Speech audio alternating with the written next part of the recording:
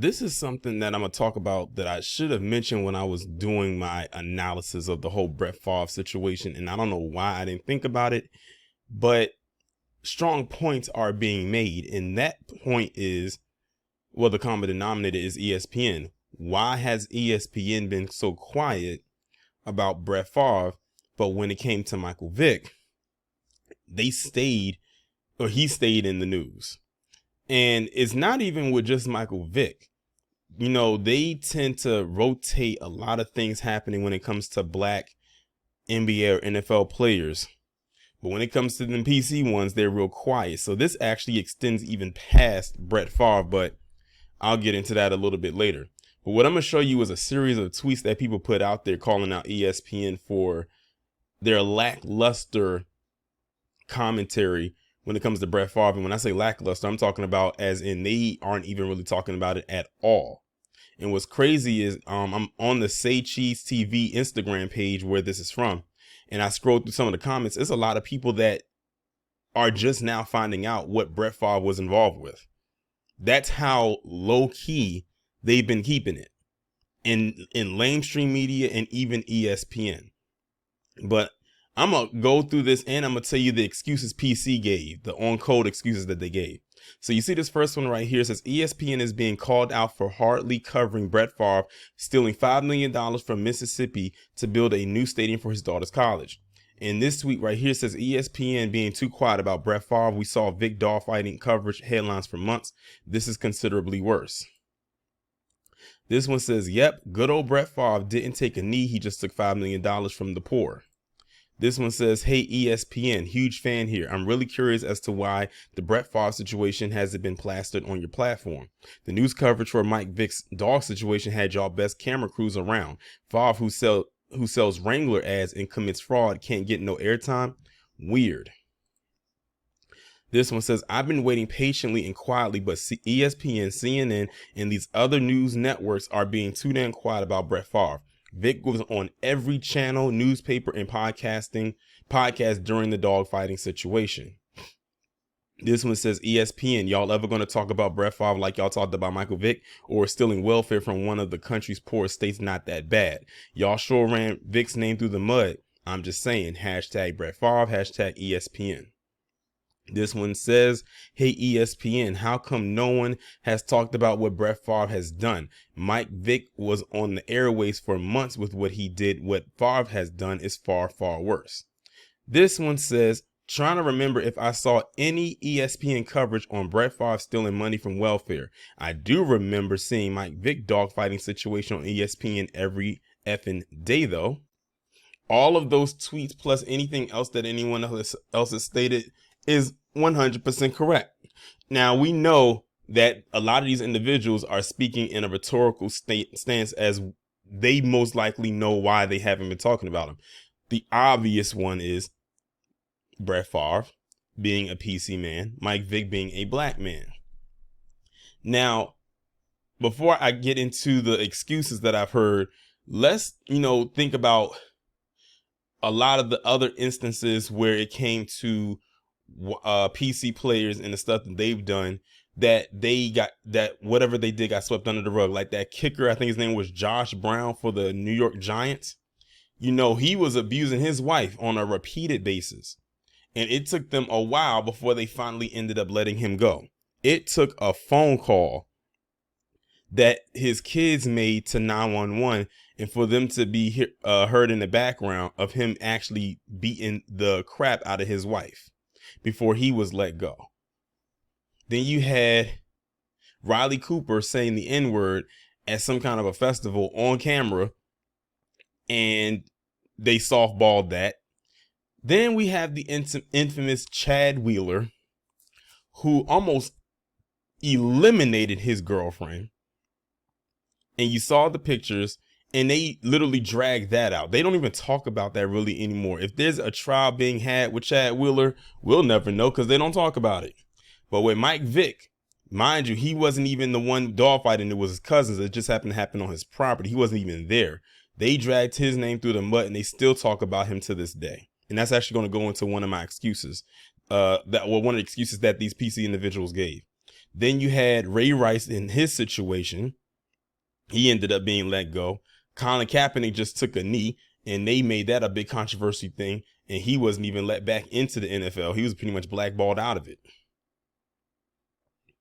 So we see the differences there, and I'm sure there are some more there. Oh, who can forget Ben Roethlisberger? I mean, do I have to go into the details about him? I think everyone's well aware of what he's done. Now, as far as the excuses go, it was two common ones that I saw. It was probably some other ones, but the two common ones that I saw the most was, Mike Vick with the dogs. They felt that him doing what he did with the dogs was way worse, because we all know PC loves them some dogs. They love their dogs more than they love humans, especially black people. And the other one was, well, when Mike Vick did what he did, he was playing in the NFL. He was an active NFL player. What Brett Favre did, he was retired. Like it matters. This man stole. Let me say that again. This man stole money that was not his, because of course, if you steal something that's clear, it's not yours. He stole money from people that actually needed it for his own personal gains, whether it's someone close to him, in the case of his daughter with that volleyball complex, or whatever other endeavors he had. For speaking engagements he did not give. That's where the money was going.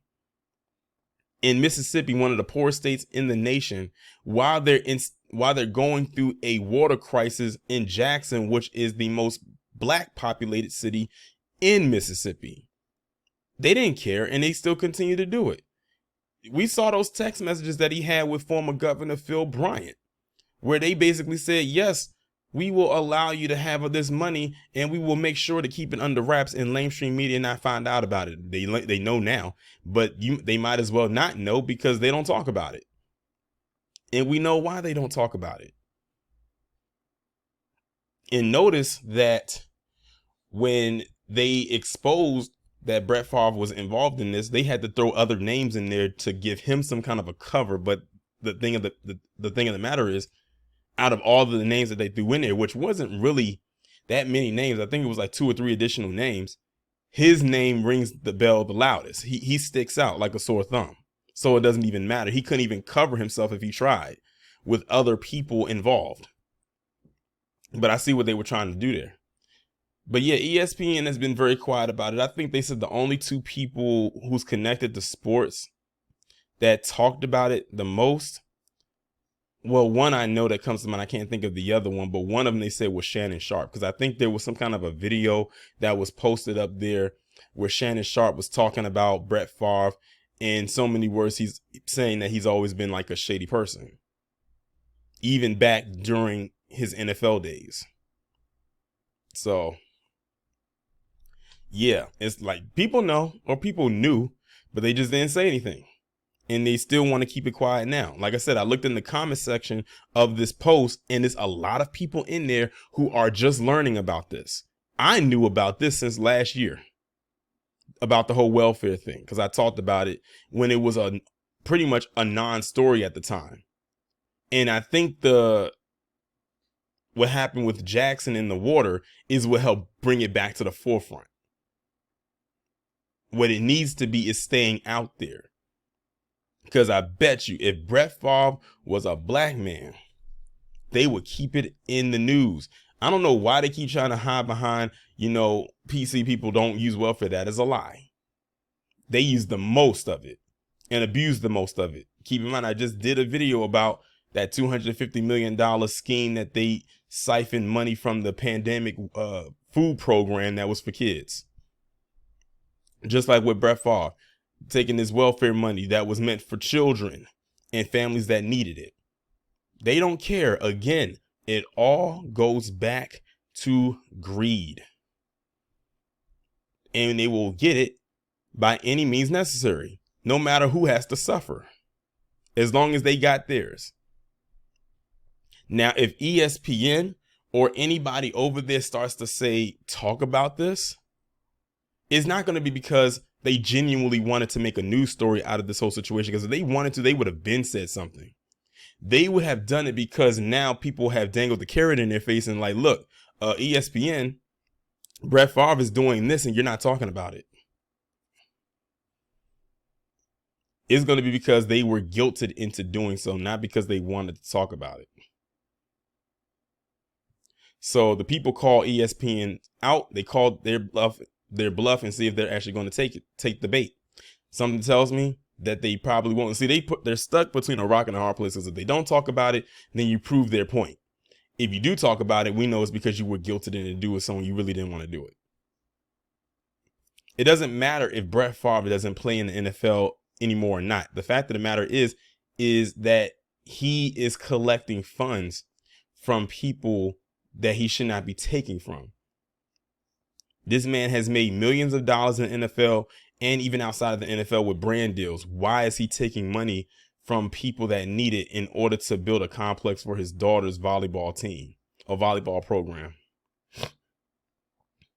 Like he didn't have the money already. And then lied and said he was doing speaking engagements knowing he wasn't. I'm just saying.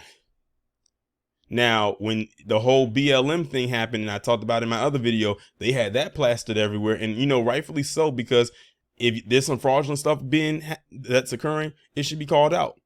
But again, know who they were going after. $5 million is not far from the $6 million that con artist Colors took to get them homes. That's only what, $1 million difference? And Brett Favre been making more money way longer than she has. And most likely has more money. But a fraud is going to fraud at the end of the day. If you're going to talk about one, cover it all. But we know they're not going to do that. I mean, it's good people are calling them out, but I don't know how far it's going to go. All right, this is actually a couple days later after I recorded the first initial part of the video. And I just had to insert this part in here because it's something I've noticed. So when the whole Ime Udoka situation is going on, and let me just put it like this. This might be the only time I actually talk about this because this is such a developing story and it's so many moving parts, and I don't want to come on here and get anything wrong. I only know as much as what they're putting out there, so I only know as much as you know. But I'm going to say this. It's interesting to me that when this came up, and by it, I mean ESPN, wasted no time jumping on this story to speak about it as if they are the second coming of TMZ. Like no one had to put pressure on them to discuss this story. And I think we can see the optics as to why that is. But when it came to Brett Favre, the people, as in such as myself, well, not even such as myself, because I know how ESPN operates, but for those who watch ESPN or those maybe in the sports world, had to literally put pressure on that network to even say a few things about Brett Favre. Granted, some people actually did, but they literally dragged their feet. I think that's the best way to put it. They dragged their feet when it came to talking about the Brett Favre situation. But when this situation right here happened, oh, they jumped on it like white on rice. They couldn't wait to talk about it, and they're still talking about it, and it's still developing stories coming along with it, and it's still being talked about. But when it came to Brett Favre and what he's doing and currently doing, even with the current developments, they are still dragging their feet with it. So it's pretty obvious where their quote unquote priorities lie. And we pretty much know why that is.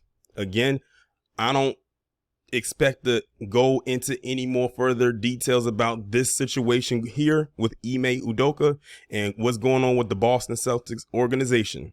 Because like I said, I only know as much as you do, and it's not that much.